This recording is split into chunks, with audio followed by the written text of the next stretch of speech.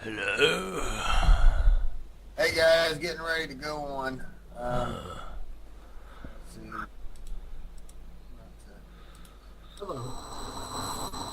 What's happening? You called. No. Yes. Fine. Whoever was on usually last night, well, I don't ever hardly take anybody off unless you're a telephone number. Lawrence. Maggot show. The Maggot show is going to begin in about 4 minutes. Oh no.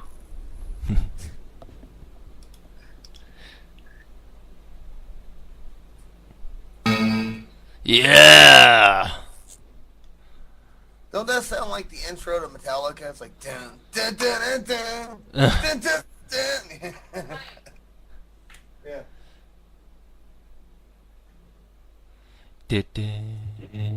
Just checking the volume levels. Yeah. Oh, it does pick up that. These pickups are like little funny noises, like really loud. What is? My microphone. Oh. Yeah, little sort of like back of the throat, like that. It comes across really loud.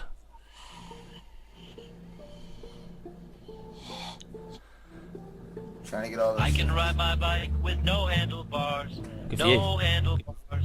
No handlebars. I can ride. Alright. You get like 3 minutes, Meg. So. Yeah. Well, I've already opened loads of tabs. Window tabs. Ooh. Well, good news, guy. Craig Fitzgerald finally got rid of me on his Facebook, so. Yeah. It's an achievement, is it? Oh, of course, yeah, because the thingy bob. Did what's his name? Charlie Veach. Did that thing circulate? Because I had the MP3 of it. I never got to listen to it. I want you. You sent it over to me, and I never sent over through that thing. So you got to send it to me again. Oh, yeah, it was. Yeah, it's up on TalkShoe now, so you can download it from TalkShoe. Okay. But I can you can do that. I mean, you can do that, or I could just send it you. Didn't really want to send it to everyone in the chat room because I wanted to. I don't know if it messes up my download figures. Right, right. No worries. I gotta put it onto the. I gotta start putting a lot of shit onto the informed YouTube. Yeah. So if anybody has anything, I'm gonna give all the hosts and everybody stuff. Anybody that's gonna be on Informed Press is gonna be able to download stuff onto the informed YouTube. That's basically gonna be the informed thing. Yeah. We already got a shit ton of viewed videos on it, so I mean it's be able to use that. Oh yeah, I'm trying to find out the noises that are noisy. Okay, cool.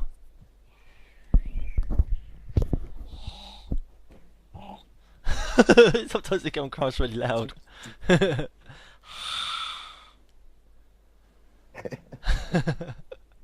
Maggie, you're an idiot. It sounds funny though, like a lizard.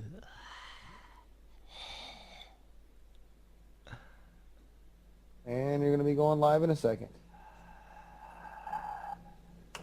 It cuts out, it gets so loud. 5, 4, 3, 2.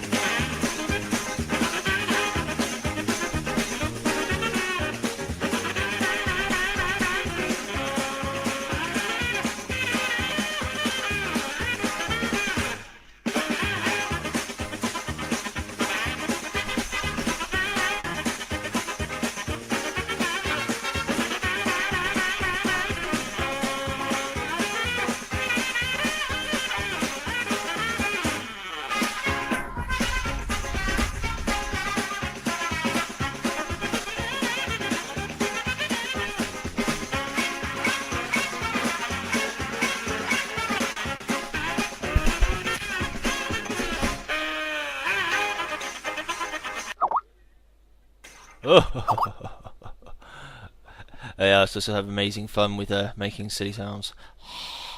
So they come across really loud, some of them. It's really bizarre. So it's like a massive gas explosion.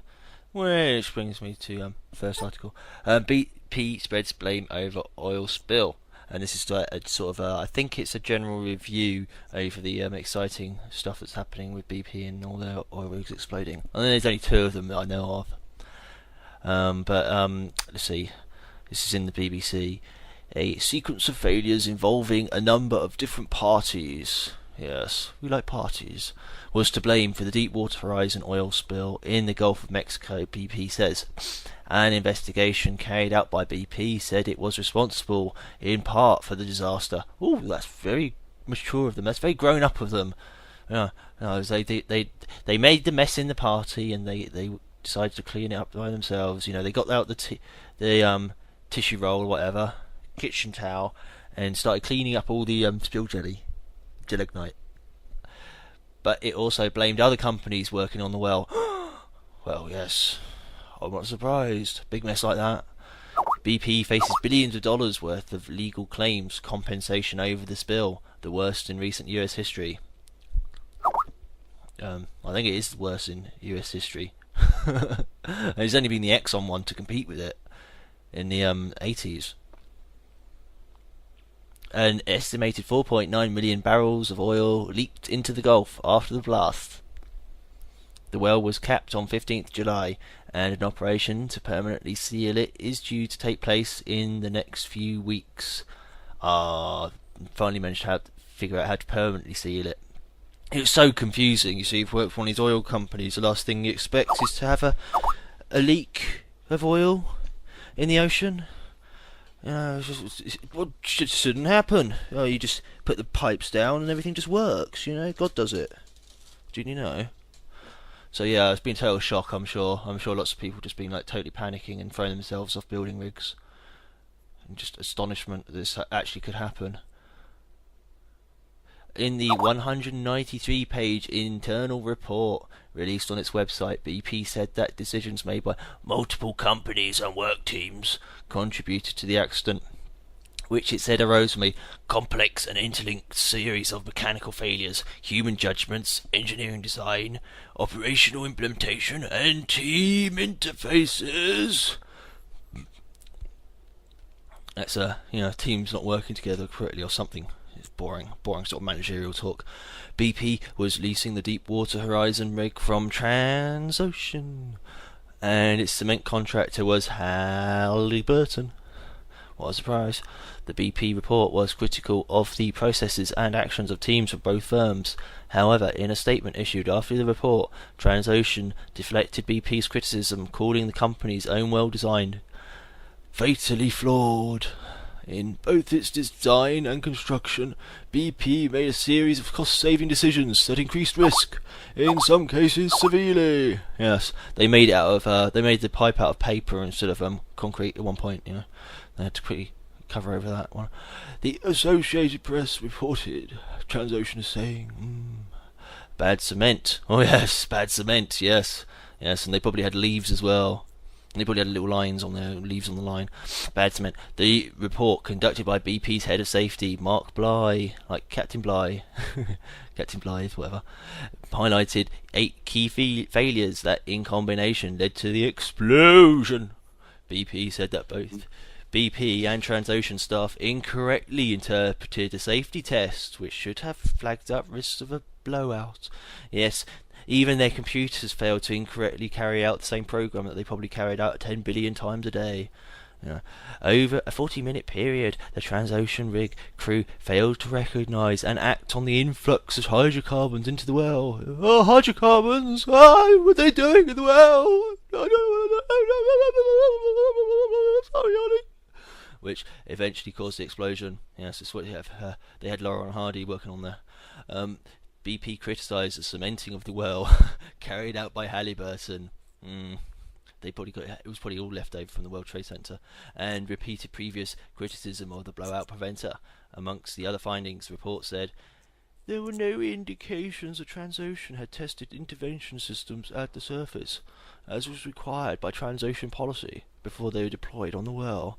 Improved engineering rigor, cement testing, and the communication of risk by Halliburton could have identified flaws in cement design and testing, quality assurance and risk assessment. I'm trying to remember the name of the WTC company was. It wasn't Halliburton. It was something like Laden Bush, like Bin Laden Bush. Yeah, nobody else figured that one out. They had to wait 9 years, or something, almost 9 years for me to say it on a previous show. And then it was like, oh no, really? Oh god, shock horror. Who could have guessed the ladies in the bush, which were behind the deconstruction of the World Trade Center? They're just, the same people that allegedly blow it up.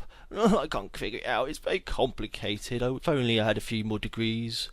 Or any degrees, a Transocean rig crew, then I'd be compelled to keep silence over my throat ripped out or something, and a team described as mudloggers working for Halliburton Sperry. Some may have been distracted by what are described as end-of-well activities. Yes, parties, like I was saying earlier, with jelly and ice cream.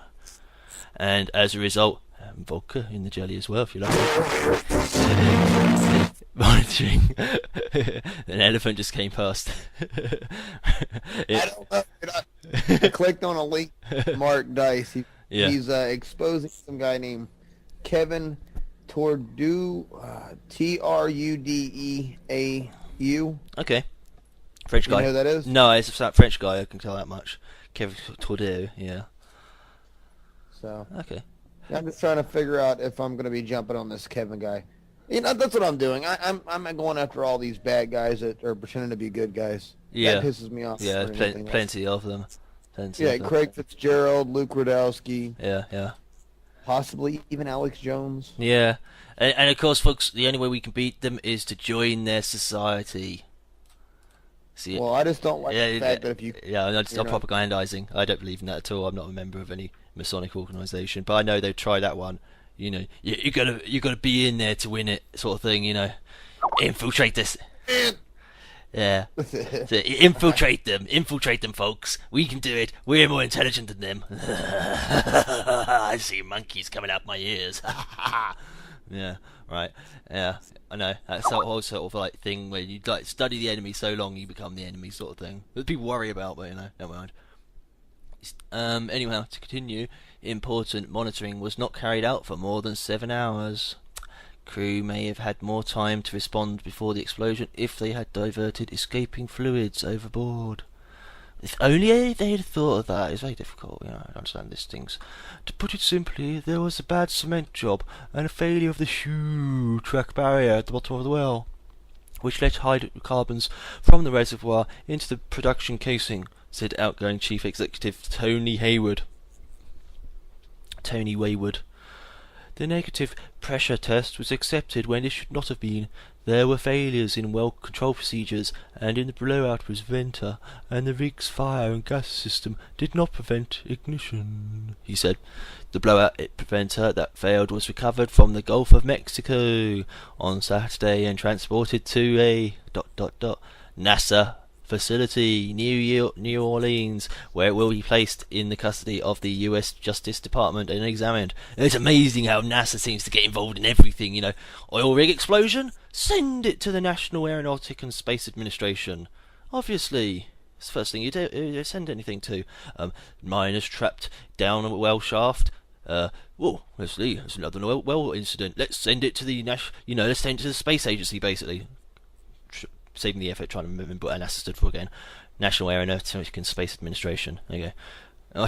Yeah, and of course, obviously, a military organisation, and it's everything they do is kept secret. And they got one guy who apparently approves or audits whatever all the imagery taken from the telescopes and gives it to the public.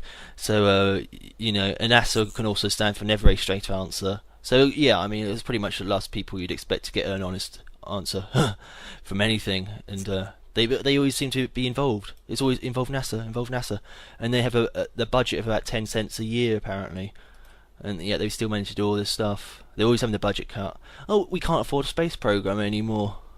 Oh dear, what a shame. Oh, just a few proles. Yeah, of course we can send people up all the time, but we're not going to tell you about it anymore. It's not worth telling you. You're not worthy. You're not going to become astronauts. Nah. You will be sent down the mine shafts. Okay, Anyway, lessons for future was the headline. It's continuing the article. BP's incoming chief executive, Bob Dudley, said the report proved that the explosion was a shared responsibility amongst many entities. The company said it had accepted all the recommendations in the report and would implement them worldwide. We are determined to learn the lessons for the future and will be undertaking a broad-scale review to further improve the safety of our operations to ensure that a tragedy like this can never happen again, Mr. Dudley said in a statement. The environmental group Greenpeace, oh yeah, you can trust them as well, has described the report as revealing a devastating litany of human error, incompetence and technical failure. Yeah, they should have got dolphins to do it instead. I expect that. I know that's what you're thinking. BP's shares rose after the report was published at 11 o'clock in the morning GMT. BP says dealing with the aftermath of the spill has cost $8 billion, £5.2 billion, and it has already paid out about $399 million in claims to people affected by the spill. The leak caused widespread disruption to jobs in the fishing and tourism industries along the US Gulf Coast.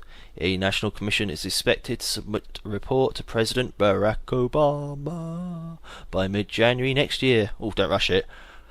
A congressional joint investigation. Yeah, who dropped the joint? Like, what? I thought we had another one. Did it go down behind the sofa? You hidden it, didn't you? You put it on your trousers. Will submit a report later than month. Yeah, they want it already. They started smoking it already. Later than month. The US Justice Department is also investigating the disaster, but its investigations will only conclude when lawyers and investigators have found evidence or not of criminal wrongdoing. Ziggy saying any sound? Oh, you're not. I heard something for a split second. I can't hear it at the moment.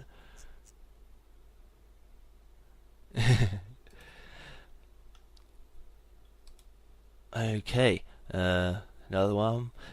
David Cameron's father Ian dies in hospital. I saw this on Sky TV earlier, and David Cameron is the current Prime Minister.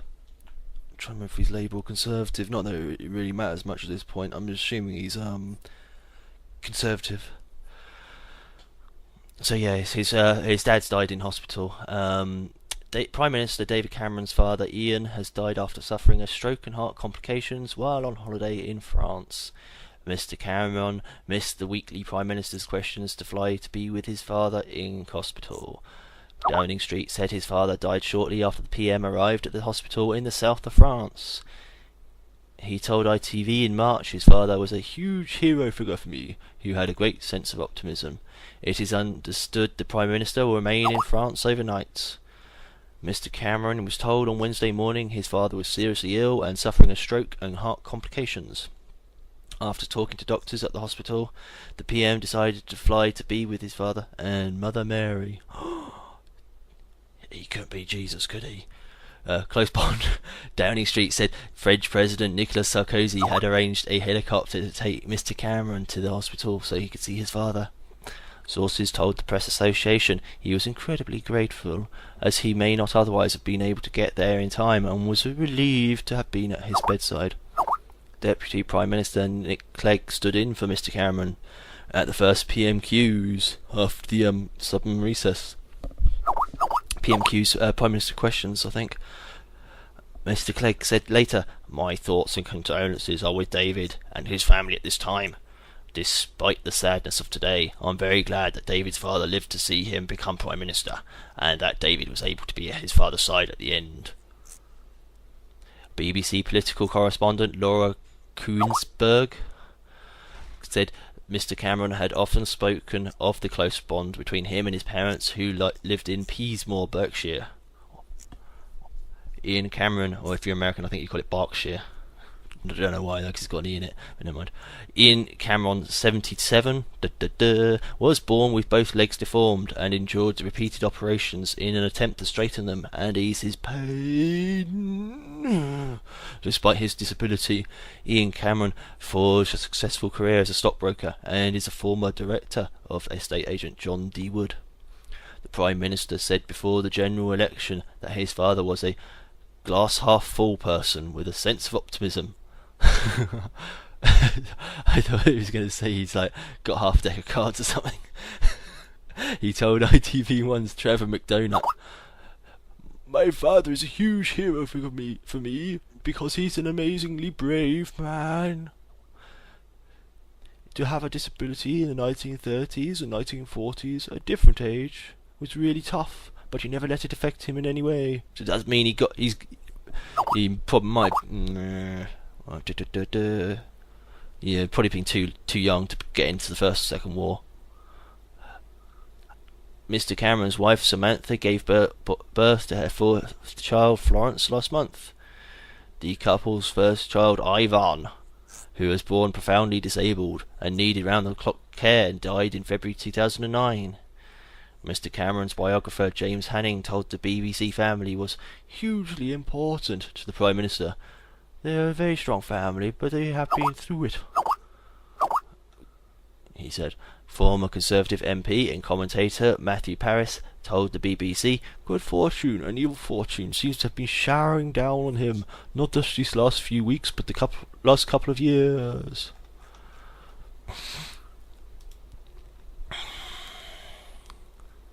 Okay, another BBC article. I opened a whole bunch of them, all from like the same website, also like children pages off a parent website.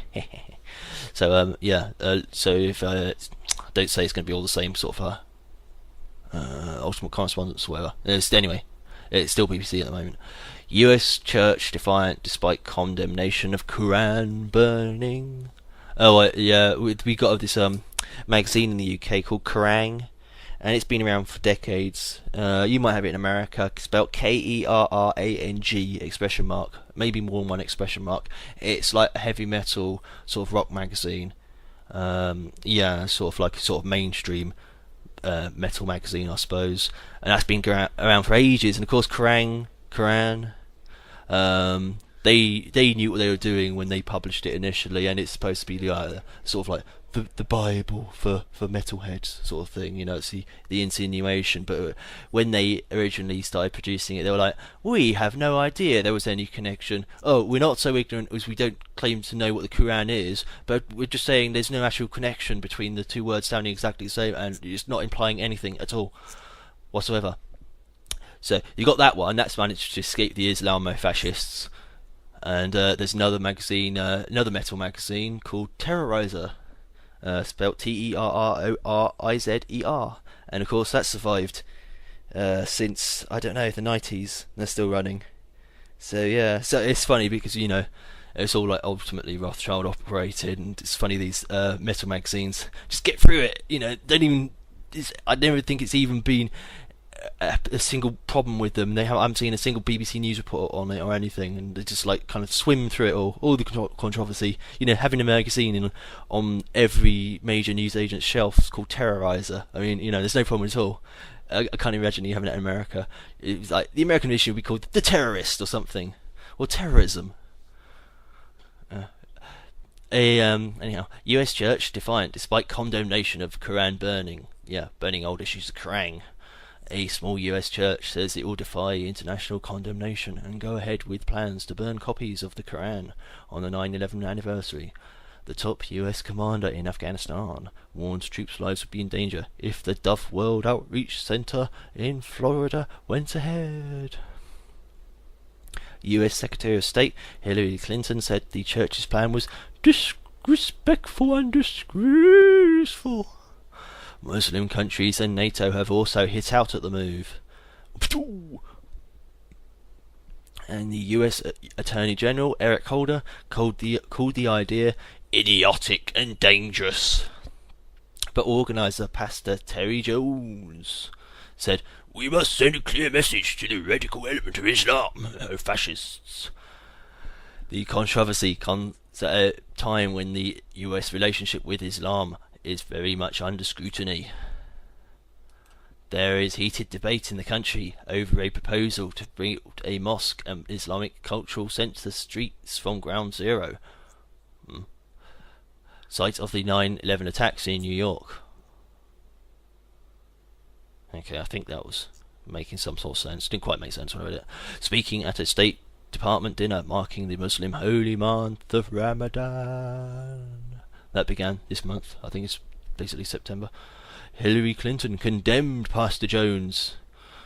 I am heartened by the clear, unequivocal condemnation of this disrespectful, disgraceful act that has come from American religious leaders of all faiths,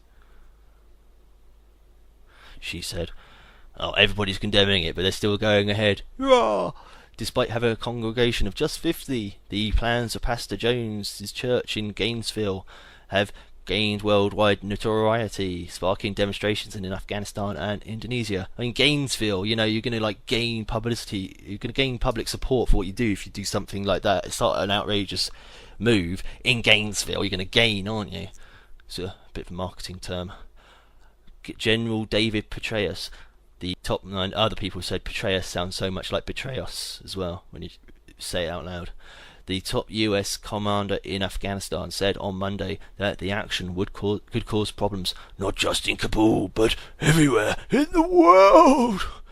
It is precisely the kind of action that the Taliban uses and could cause significant problems, he said in a statement. The Vatican, the Obama administration, and NATO have also expressed concern over the plan. White House spokesman Robert Gibbs said on Tuesday that any type of activity like that puts our troops in harm's way would be a concern. Oh, okay. Any type of activity like that puts our troops in. NATO chief Anders Fogh Rasmussen blasted the plans, telling reporters that burning Kerrang! Magazine violated the NATO alliance's values. Pastor Jones, author of a book entitled Islam is of the Devil, has said he understands the general concerns, but it was time for America to quit apologizing for our actions and bowing to kings, like King Maggot. Another pastor at the church told the BBC that members intended to burn several hundred copies of the Holy Book on Saturday evening, the 9th anniversary of the 9/11 attacks, in defiance of an order by the city not to hold an open-air bonfire. Muslims consider the Quran to be the word of God and insist it be treated with the utmost respect. Any intentional damage or show of disrespect to the Holy Book is deeply offensive to them. An interfaith group of... Wait. Maggot? Yeah. That's not them saying it. Most of them don't even know what's going on with it. Yeah. They're running for their lives. All that is a way for a new false flag attack could be carried out in the name of the Muslims. Yeah. So, well, I mean, you're kind of right over here as well. They're just sort of like ducking their heads down, though. I mean, it's really stupid. It's sort of like knowing that like something's going to go off and you can't do anything, so you're just like, I'll just try not to think about it, sort of thing. Yeah. There might be a more stream over there, but over here they're just doing the usual sort of like pretend we don't know it's going on sort of thing. An interfaith group of evangelical, Roman Catholic, Jewish and Muslim leaders meeting in Washington on Tuesday condemned the proposals as a violation of American values and the Bible. I've heard many Muslim Americans say they have never felt this anxious or this insecure in America since directly after 11 September, said Ingrid Matson, president of the Islamic Society of North America. Somebody's trying to call in. I'll have to ignore it. Claims that US soldiers... they're not calling in the right... They're calling in a different chat is what they're doing. Okay. Claims that US soldiers have desecrated the Quran in both Afghanistan and Iraq has caused bloodshed in the past. There were deadly protests in Afghanistan in 2008 when it emerged that a US soldier deployed to Iraq riddled a copy... Hey, real quick. Yeah. Real quick, this video that I posted on Craig Fitzgerald's wall, when he kicked me off his friends list, he erased what I was writing down here. And he wrote on here that Freemasonry does not equal Zionism. I responded to that, just in case anybody's out there listening that read this post, that he kicked me off and I'm no longer part of. I posted it up there, but I'm not allowed to write on there now. I did remark to that there, yes it is. Freemasonry is Zionist.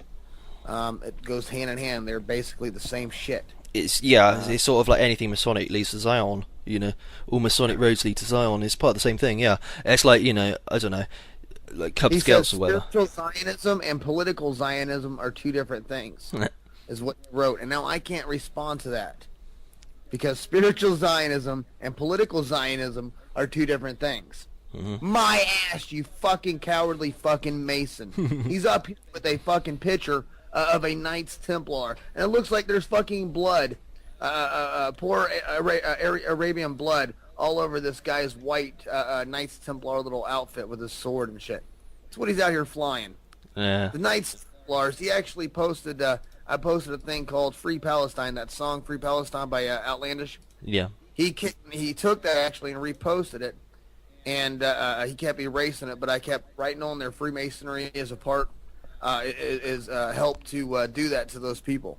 Freemasonry did help to do that to those people. He kept erasing it, but I want you people out there listening, and if you're friends with him, get on there and say the same thing. If you're not friends with him, become friends with him so you can. Do not let this fucking Freemason get away with this. He is totally corrupting everything. He is slapping everybody in the face, and it's bullshit. If you're not friends with him, get to Craig Fitzgerald, become his friend, and then post shit on his fucking wall. Hopefully he's not there or something. But do it, please.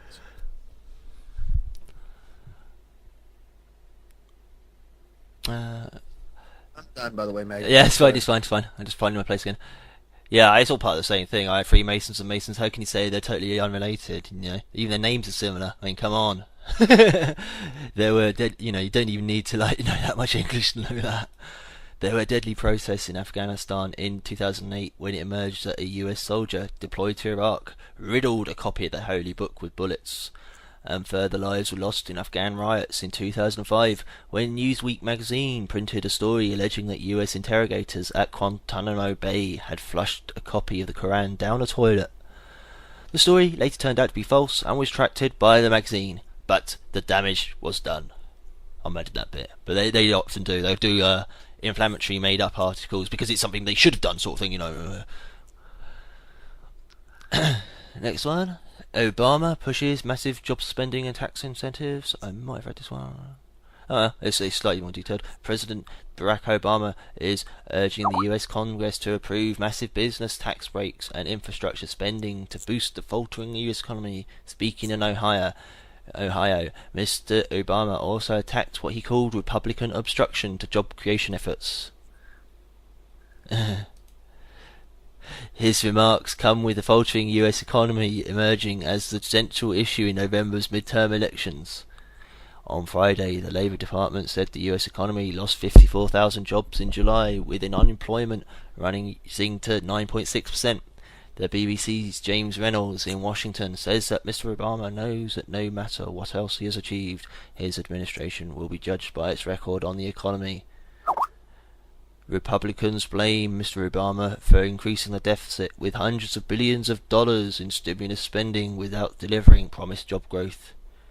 Growing again, is the headline.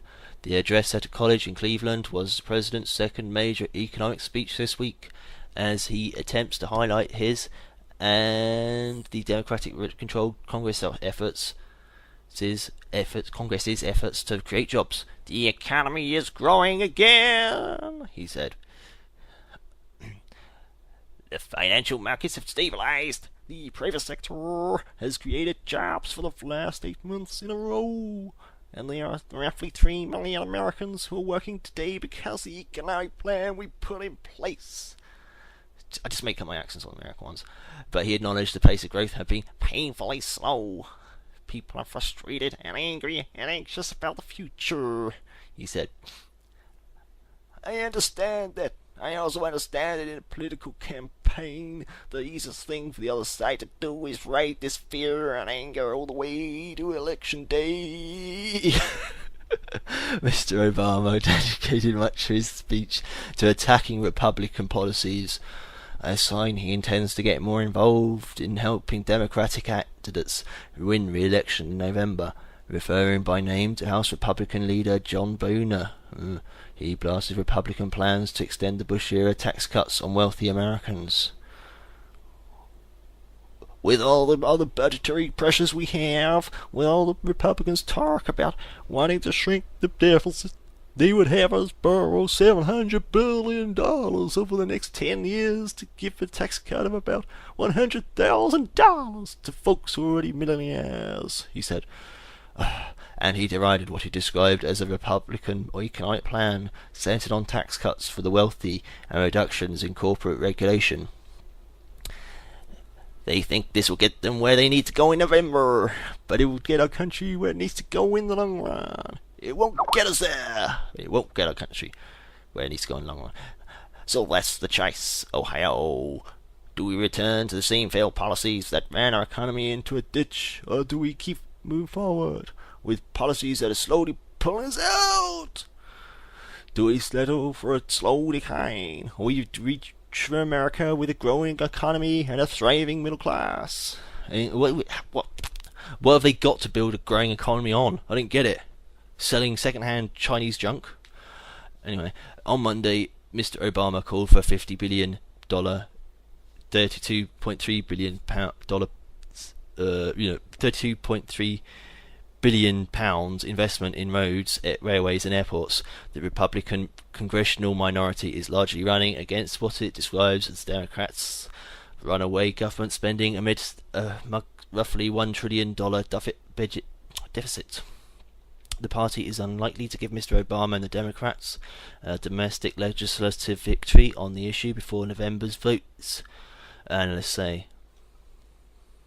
That was a follow-up to the Obama unveils $50 billion building plan that I read the other day.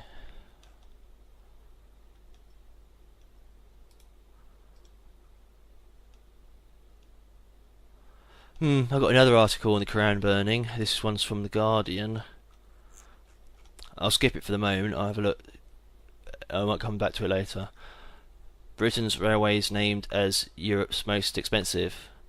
Network Rail up to 40% less efficient in maintaining railway tracks and stations than European rivals, says Regulator. That's his actual name. Britain's railway system is often derided as the poor man of European transport, but its repeated problems with rising costs landed it with the title of the continent's most expensive network today. Network Rail races ahead of its foreign peers in the cost of laying track, revamping signal boxes and repairing overhead lines, stoking an inflationary spiral in the industry that feeds into higher fares. The rail regulator underlined the disparity by revealing that the owner of Britain's railway tracks and stations is up to 40% less efficient than European rivals, including Germany, Ireland and Belgium. As Network Rail is a national monopoly, we benchmark the company against its international counterparts. Our work confirms that there is a significant efficiency gap, said Bill Emery, chairman of the Office of Rail Regulation. Last year, the commuter watchdog Passenger Focus said travellers were paying 50% more than rail users on the continent. The study prompted calls to scrap the government policy of annual price increases, but the Transport Secretary Philip Hammond is considering higher than expected fare rises in January in an attempt to reduce taxpayers' annual £3.7 billion subsidy for Network Rail. Passenger Focus warned today that the rail industry's steep maintenance and engineering costs. Network Rail will spend £30 billion between 2009 and 2014.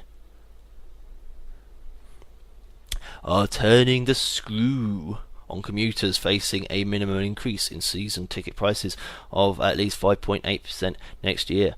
Under the government's fares formula, ticket prices can rise by 1 percent point above July's inflation figure, which was 4.8%.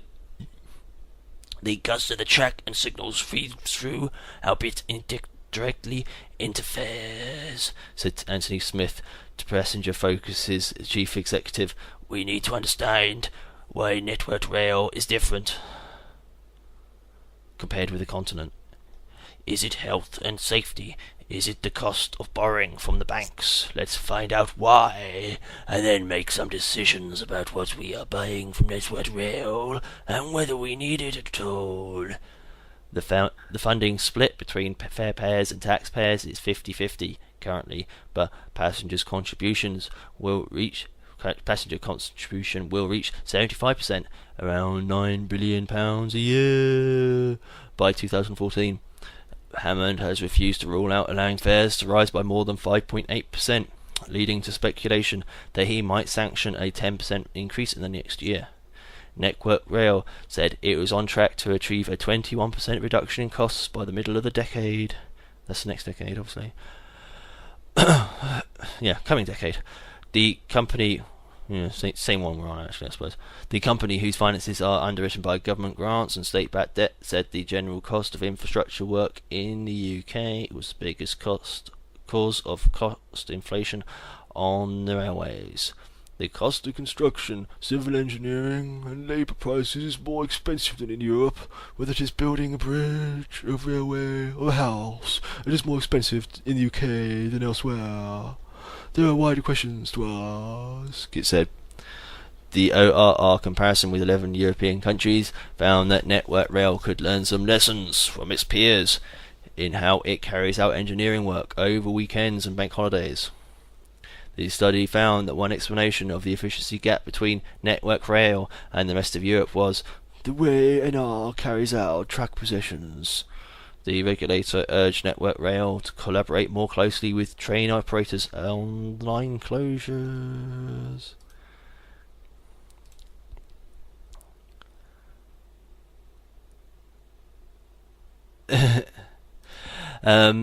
Tony Blair book launch party cancelled. Party to celebrate publication of former PM's autobiography A Journey is cancelled after anti-war campaigners prepared to stage demonstrations. Tony Blair today cancelled a second event scheduled to mark the launch of his memoirs after anti-war campaigners prepared to mount a protest against him.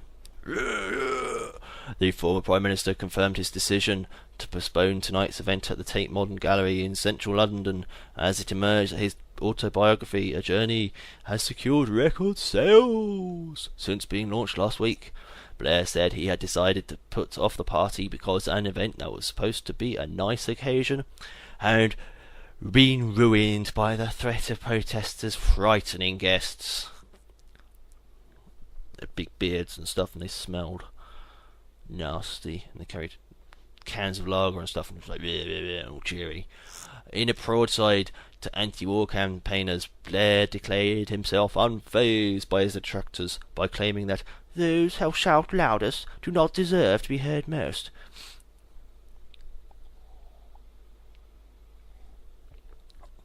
The former Prime Minister's efforts to promote his books have been mired in controversy as protesters threaten to derail a series of events. In the latest instalment, a spokeswoman for Blair's publishers, Random House, announced this morning that party guests had been told the Tate Modern event had been cancelled. The decision comes just days after Blair announced he was cancelling a signing session due to be held at the Waterstones bookstore in London Piccadilly this lunchtime, and concerns over planned protests. The former Prime Minister said on Monday that he did not want to subject the public to the inevitable hassle protests would cause or use up police resources keeping order at the event. A book signing in Dublin a few days earlier had seen eggs and shoes hurled by protesters, with one individual attempting to make a citizen's arrest. Despite the protest, Blair's book has proved a hit with readers, selling 92,060 copies in its first 4 days on sale last week, according to Nielsen Bookscan, the best ever opening week sale for autobiography since the book sales monitors records began in 1998.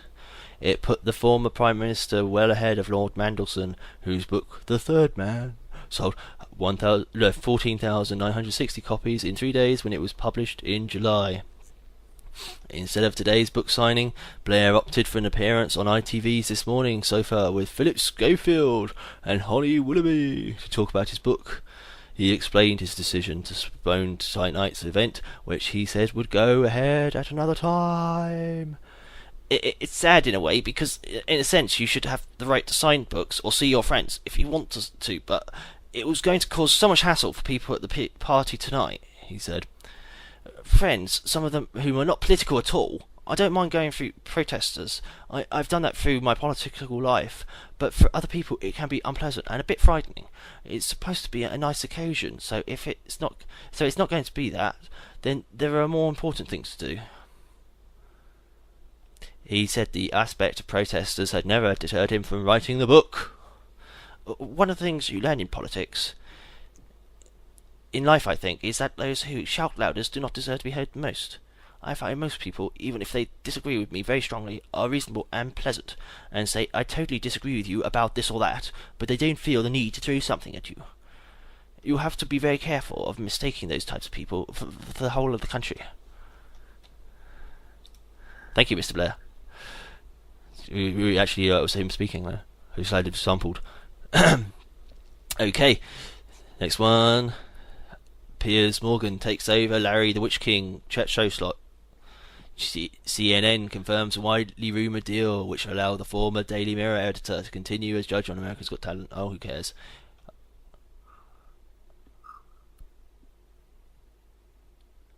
No, I'll read it anyway. I hope it's not so boring. It's just like America's Got Talent. I thought it was a more serious thing. Like I thought it was Larry the Witch King, one of the big talking heads. Anyhow, US broadcaster CNN has confirmed that the former Daily Mirror editor Piers Morgan will take over from long-standing chat show host Larry King from January. Morgan's as yet unnamed live show will take over in King's high-profile daily slot on the cable news channel and will be broadcast in more than 200 countries. Morgan will be based in New York, but also work from Los Angeles and London, according to CNN. I have watched Larry King for much of the last 25 years and dreamed one day filling the legendary suspenders of the man I consider to be the greatest TV interviewer of them all, Morgan said. John Klein, CNN US president, added, Piers has made his name posing tough questions to public figures, holding them accountable for their words and deeds. He is able to look at all aspects of the news with style and humour, and with an occasional good laugh in the process.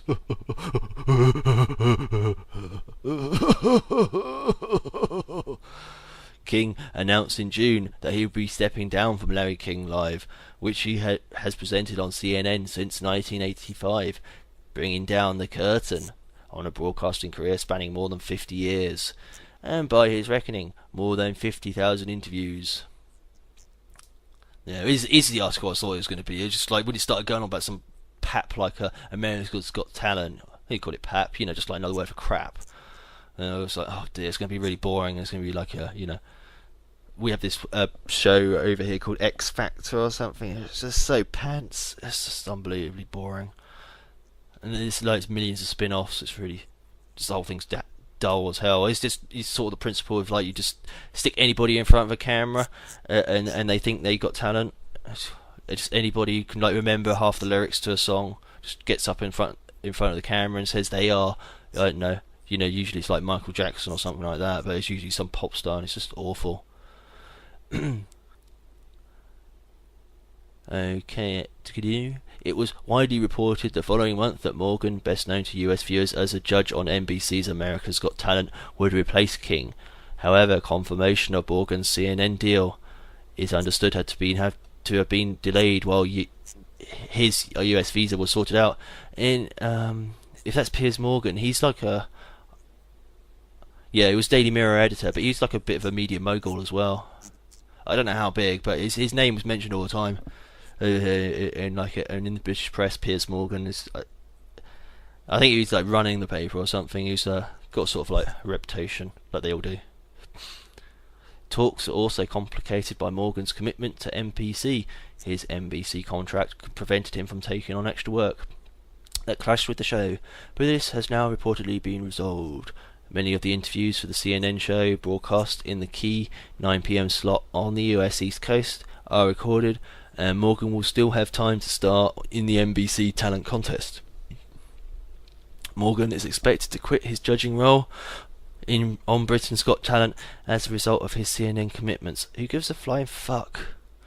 Who cares? I could just stick anybody in front of that desk behind that desk, rather, and it's like, oh, do you think, oh, I thought you were wonderful, darling. That's all the sort of the judges do. It's just really terrible, and you just look around for how the other judges are reacting, and just like, oh, I'll be the one in between, sort of thing. It's like a total no-brainer. It doesn't really prove you any sort of like talent yourself, in front of the camera. I suppose, just being like sort of a mediocre liar. But that's about it. But he will continue to make one-off shows for ITV, as well as 2 further series of the interview show Piers Morgan's Life Stories, each running to 12 programmes.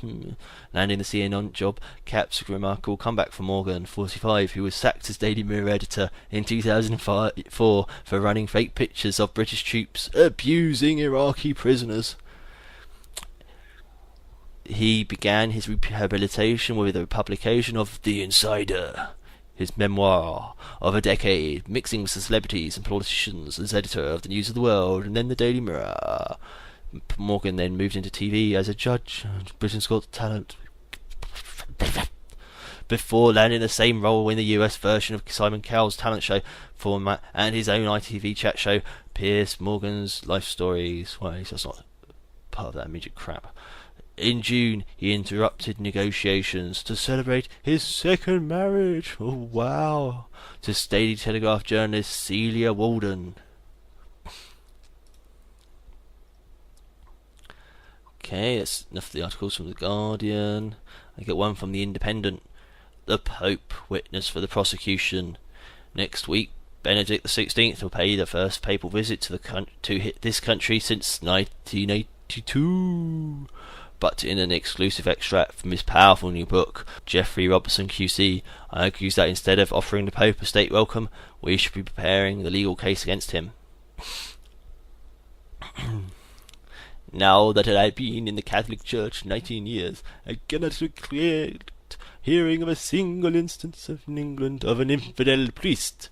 I am speaking of cases when a man keeps a fair outside to the world, and is a hypocrite in his heart. That's what it says. Keeps a fair outside to the world. Okay. John Henry Newman, Apologia Pro Vita Sua, 1865. Oh, they decided he's actually written some books as well now.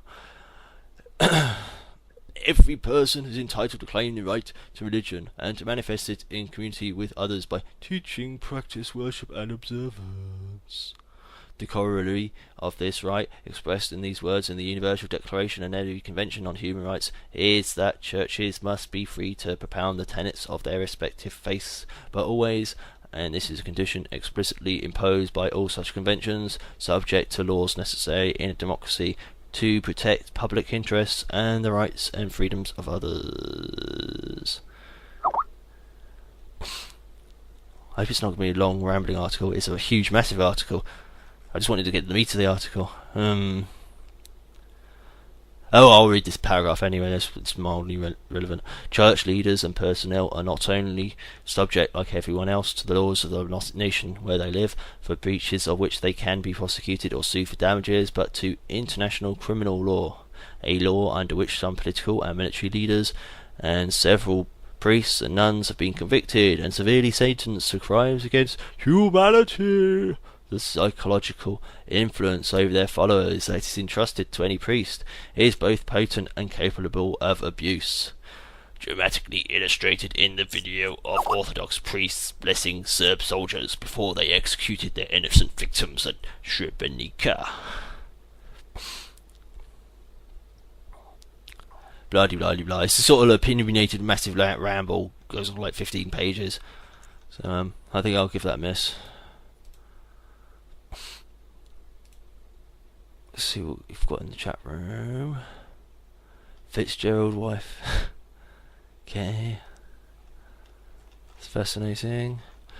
This is another one, but it's in another one that might just be an opinionated sort of article that just rambles, but I'll just do it anyway. From Rentscom, UN Local Agenda 21, The Smoking Cannon by Nikki Rapana. Many more normal people are talking and writing about the global government these days. So many more people are actually exposing the global government's matrix that our ACL research has been elevated from conspiracy theory to necessary and vital information. The big plan for global utopia is finally coming out into the open because people are asking the right questions. I'm not talking about the movie The Matrix, although it was based in the Hegelian dialectic, and Matrix 101 links directly to our antithesis. I'm not referring to a secret plan hounded out at the Bilderberg or Club of Rome, although evidence shows elite groups participated in the creation of the NWO. I'm not talking about Bible prophecy, and I'm not talking about Luciferian enlightenment or the secret British Masonic Zionist plan to make a better world either, although some communitarian teachers do admit they worship at the altar of Satan. I am talking about the published plan to build a one-world bureaucracy. Ooh, exciting! It's the blueprint for sustainable development handed out at the Rio Earth Summit in 1992. It does exist, and it's completely verifiable, as more and more people will now admit they have to.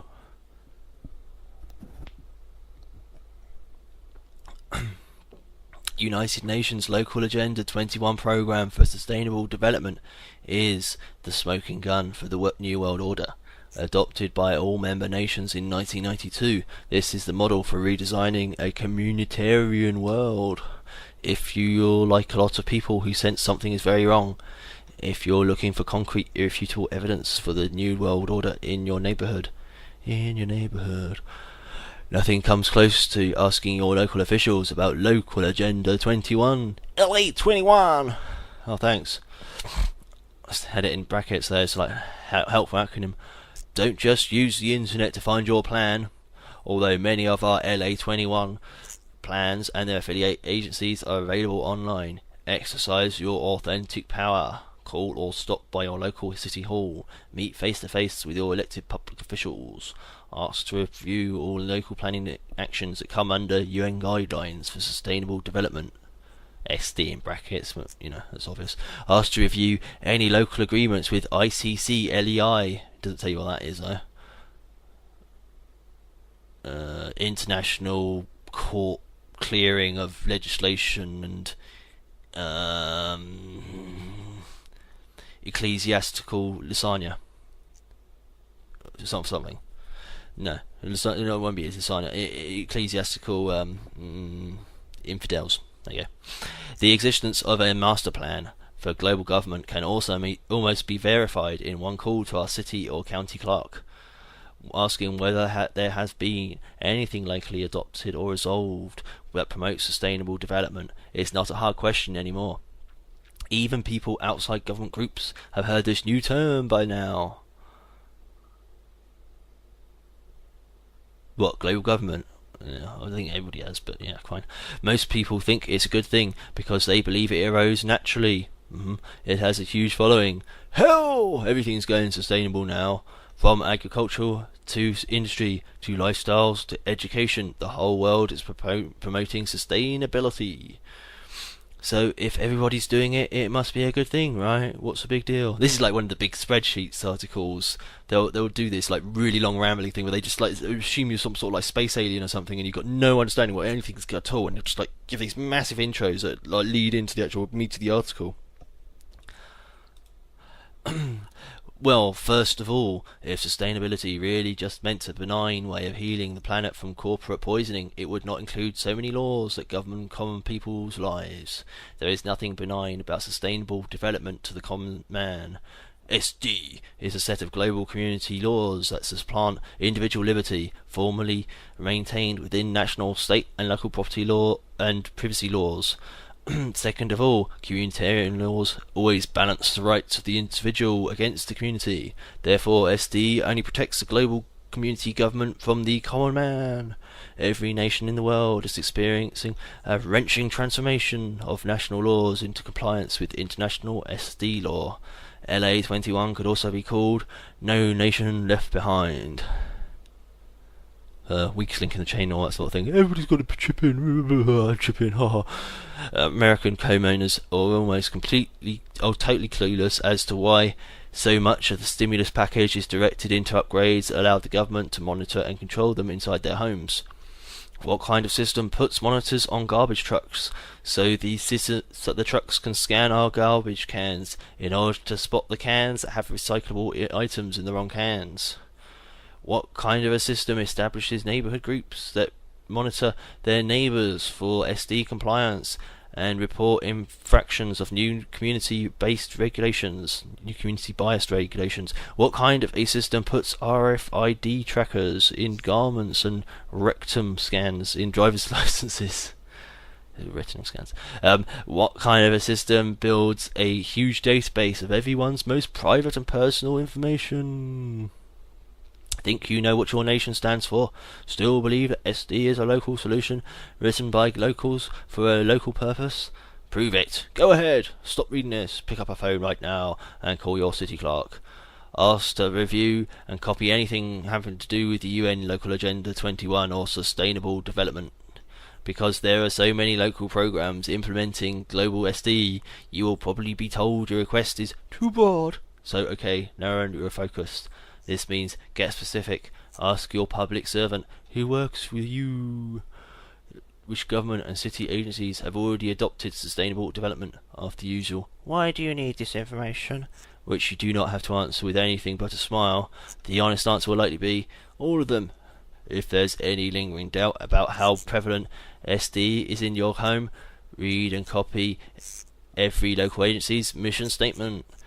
How do you tie sustainable development to the United Nations? If your local government claims their sustainable development has no connection to UN Local Agenda 21, ask them to give you a clear and legal definition for sustainable development.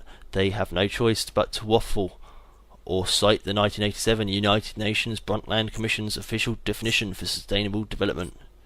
It's got a website address.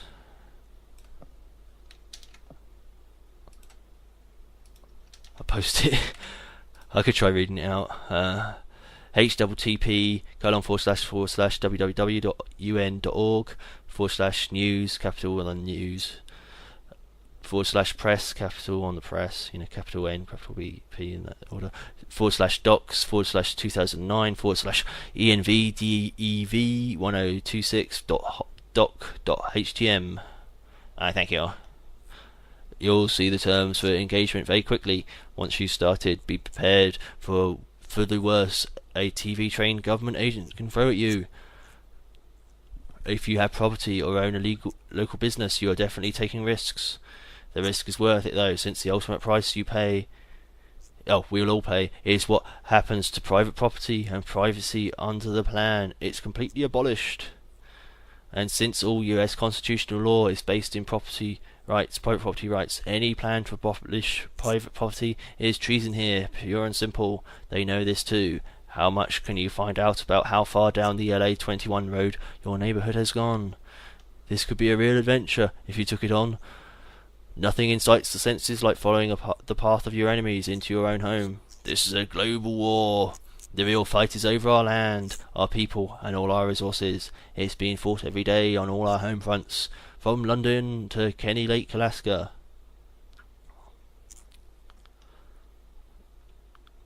Just 1 minute ago. I can carry on, I suppose. I'll do this last paragraph.